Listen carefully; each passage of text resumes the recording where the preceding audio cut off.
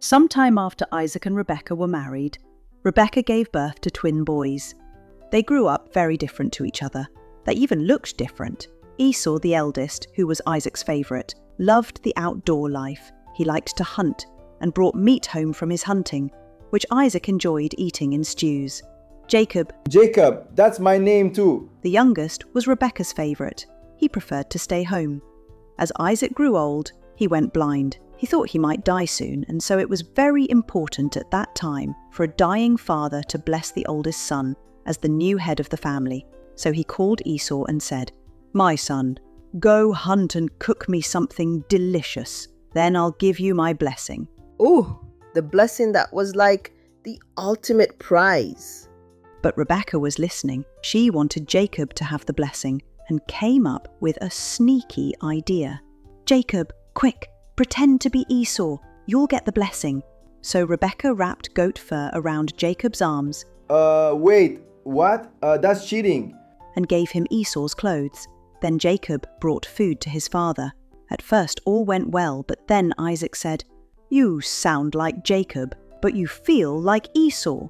Oh no, is he gonna find out? Jacob was worried but said, "Yes, I am Esau." Isaac believed him, so prayed to God and gave Jacob the blessing. When Esau returned and took the food he had made to his father, he learned what had happened. Esau was very angry. Rebekah became very afraid and persuaded Isaac it would be a good time for Jacob to find a wife from their own people. It was decided they would send Jacob to Laban, Rebekah's brother, until Esau had calmed down. Feeling lonely and afraid, Jacob set off on a long journey to find his uncle Laban. At sunset, Jacob settled down to sleep in a valley. During the night, he had a dream. He saw a ladder reaching up to heaven from earth and saw the angels of God moving up and down it.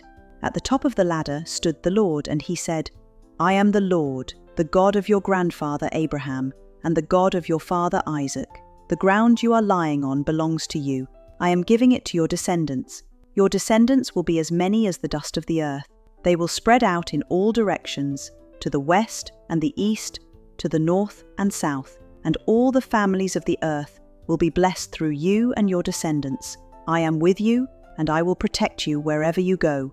One day, I will bring you back to this land. I will not leave you until I have finished giving you everything I have promised you." Wow, God remembered his promise to his granddad Abraham.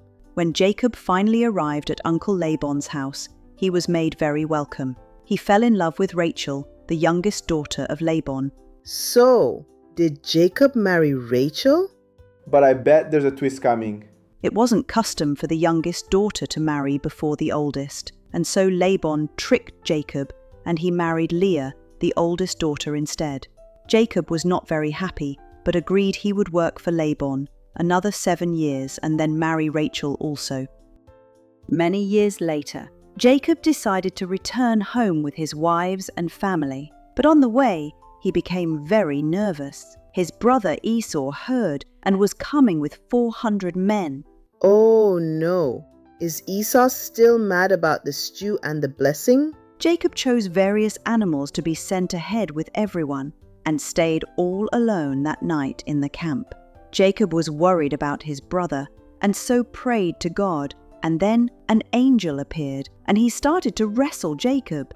Is this a dream or like superhero training? They wrestled all night. Jacob would not let go. The angel said, "Let me go. The sun is rising." But Jacob replied, "I won't let go. Not until you bless me." The angel said, "You wrestled with God and you didn't give up." Then he gave Jacob a new name, Israel. So Israel means the one who wrestled with God? And didn't give up. Jacob limped away, but he was not the same. Now he was Israel. When Jacob saw Esau approaching with his 400 men, the trouble he was expecting did not happen. Esau ran to Jacob. He hugged Jacob tight. Jacob said, "Seeing your face is like seeing the face of God." He was thankful for Esau's love. Forgiveness is powerful.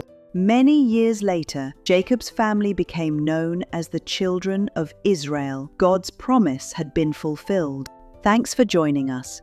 If you loved this story, don't forget to like, subscribe and click the bell so you never miss an adventure.